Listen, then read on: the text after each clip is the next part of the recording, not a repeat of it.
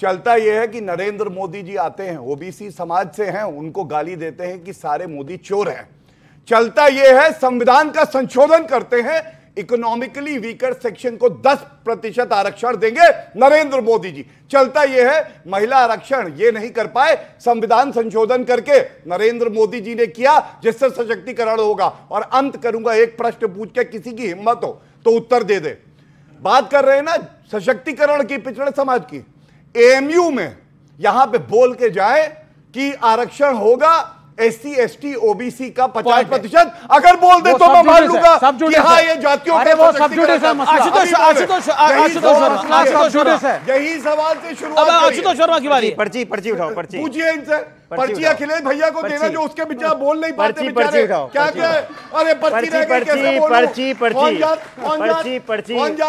Media से पूछ रहे कौन जात। अब उनकी बारी, अब आप बोलिए, फिर मैं ऑडियंस अपने सवाल आप तैयार रखिए। ये एएमयू और जेएमयू के माइनॉरिटी स्टेटस तक खींचने की लड़ाई लड़ रहे हैं क्योंकि वहां पे आरक्षण खत्म हो जाए। ओके, ये असलियत है। अब बोलिए सत्यप्रकाश। इन्फॉर्मेशन इनकरेक्ट है। आपको पता नहीं पिटिशनर कौन है? जामिया मिलिया इस्लामिया के माइनॉरिटी इंस्टीट्यूशन के खिलाफ प्रशांत भूषण लड़ रहे हैं। जब वो माइनॉरिटी इंस्टीट्यूशन कपिल सिब्बल ने घोषित किया, उसके 1 महीने अंदर उन्होंने पिटीशन फाइल किया कि सरकारी अनुदान से चलने वाला केंद्रीय विश्वविद्यालय एक अल्पसंख्यक विश्वविद्यालय नहीं हो सकता। इस पे बहस की जा सकती है। सवाल है कि 370 भी जिस राज्य में था वहां भी तो ओबीसी एससी एसटी रिजर्वेशन नहीं था, उस पर तो सवाल आपने नहीं उठाया।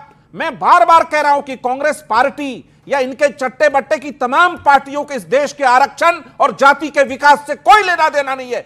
विवेक जी 30 सेकंड। देखिए, सबसे पहली बात है, केंद्र में सरकार है, सरकार आपकी है, एनडीए में आप हैं, लड़ते आप विपक्ष से हैं। सब जाति के चक्रव्यूह में हम हार गए।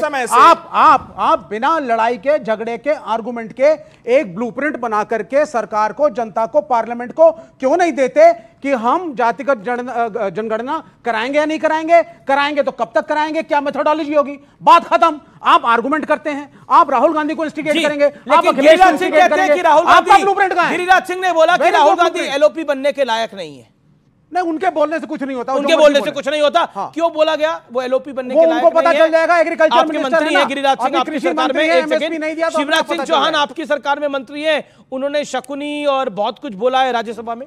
राष्ट्रीय अध्यक्ष इनकी पार्टी के स्वर्गीय मुलायम सिंह यादव जी थे, मुख्यमंत्री बेटा अखिलेश यादव था, और स्टेट प्रेसिडेंट प्रदेश के अध्यक्ष शिवपाल यादव जी थे। चचा रामगोपाल यादव जो है वो लीडर थे राज्यसभा में और चीफ स्पोक्स पर्सन थे, और उनके साथ अक्षय यादव, तेज प्रताप यादव और तमाम और लोग जो थे, वो इनके आदित्य यादव अभी सांसद बने हैं, एक परिवार का भला कर रहे थे। मैं फिर कहूंगा, नरेंद्र मोदी जी वो हैं जिन्होंने देश के हर नागरिक को अपना परिवार समझा है, और ये वो है जिन्होंने अपने परिवार को देश समझ लिया है। जनता किसको चुनेगी?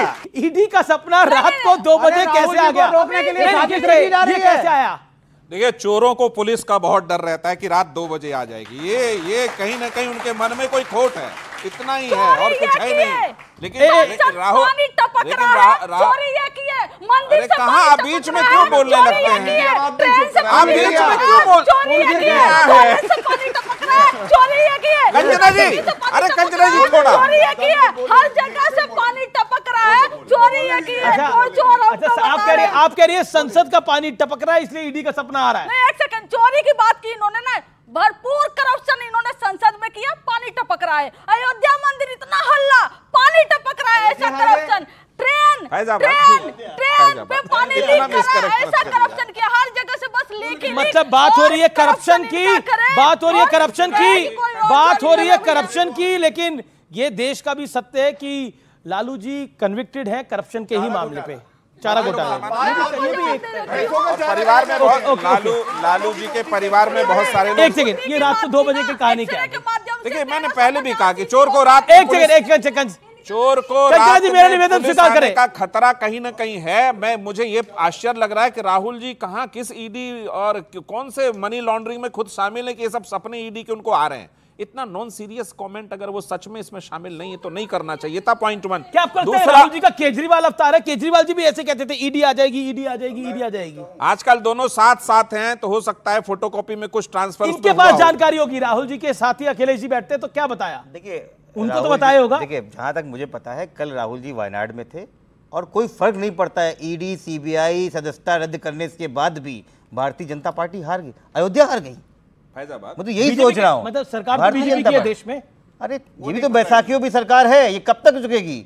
ये बैसाखियों की सरकार अब रखने वाली नहीं है।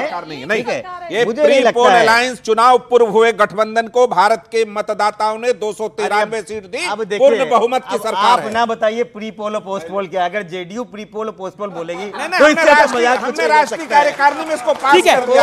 ऑडियंस के सवाल हाथ खड़े हैं। आपका सवाल क्या है? खड़े होके पूछिए। मेरा पॉइंट है कि घर पे दादाजी बोलते हैं ना कि जब दिन में चोरी करोगे ना या कभी चोरी करोगे तो रात में नींद नहीं आएगी। और दूसरा बात यह है कि राहुल गांधी सपना देखते हैं प्रधानमंत्री बनने का, तो उनको कहीं से मालूम भी चला है कि ईडी की छापेमारी चलने वाली है, तो स्वागत करें ना, पोस्ट करें कि हाँ हम वो तो कह रहे हैं मैं चाय बिस्कुट खिलाऊंगा। स्वागत करें और बुलाएं कि बैठाएं और बुलाएं कि हाँ जांच करें। और उसके बाद संसद भवन की वो चर्चा करते हैं जो पूरा दिल्ली डूबा बैठे हैं। एक संसद भवन में पानी सिर्फ नहीं टपक रहा है, पूरे दिल्ली डूब चुकी है। अगर आप सशक्तिकरण करें किसी का, जैसा मैंने बताया संविधान का संशोधन करके उनको आप सशक्तिकरण करें और मुख्य धारा में जोड़े तो ये सही है। लेकिन आप अपने परिवार के ही सदस्यों को आगे बढ़ाएं और सोचें ये पिछड़े समाज का सशक्तिकरण है, तो वो बिल्कुल गलत है। और आपने देखा मैंने 2 बार वो सवाल पूछा, दोनों ने उत्तर नहीं दिया कि यादव परिवार के बाहर का अध्यक्ष तक नहीं बना पाए। तुम सशक्तिकरण प्लीज लेफ्ट वाले तो यू लेफ्ट आउट। नहीं लेफ्ट आउट छोड़ो, चाइना उसने सवाल पूछा, जवाब आप पूछ रहे हो। प्लीज डोंट वो कास्ट रिजर्वेशन के बारे में पूछा है बोलेंगे तो ये ठीक नहीं, मेरा निवेदन है एक-एक करके और 10-20 सेकंड में जवाब दे। आपने जवाब दे दिया। भाजपा का प्रवक्ता बोलता है तो बीच में अच्छा, आप सवाल का जवाब दीजिए। देखिए, जाति का खेल तो आप भी खेलते हैं ना। हाँ खेलते हैं ना। जो हमने किया हाँ, जाति सशक्तिकरण के लिए मैं आपको तथ्य दे रहा हूं, ईयू नहीं बात कर रहा हूं। अभी इन्होंने मुझे बताया कि जो है आप 9 शेड्यूल में क्यों नहीं डाल देते। इन्होंने तो पढ़ाई करी नहीं संविधान की, ये भी चारा घोटाले में चारा खा रहे थे जानवरों का। इनको ये नहीं पता है। फिर चिल्लाने लगी, लफंगा जैसी बात अब चिल्लाने लगी। एक नंबर के लफंगा जैसी बात कर रहे हैं। ये अभी जी आप तय कर लीजिए, अभी मैं कुछ बोलूंगा तो बहन को बुरा लग जाएगा। 40 भी मत करिए। अच्छा एक नंबर का लफंगा जैसी बात कर रहे हैं। चुप कराइए बिल्कुल। ये व्यक्तिगत टिप्पणी कहलाती है। महिला होके भी इनको हक नहीं इस तरह की टिप्पणी करे। मैं आपको चुप रहिए। अच्छा मैं अरे चुप रहिए। अब आप बीच में आ रहे तो आपकी मर्जी। एक-एक करके मैं तो दोनों को ही निवेदन कर रहा हूँ। मुझे क्या निवेदन? मैं उनको भी निवेदन कर रहा हूँ। क्यों परेशान हो? एक-एक करके आप बोलिएगा। पहले ये 15 सेकंड बोल रहे। ओके। मैं इनसे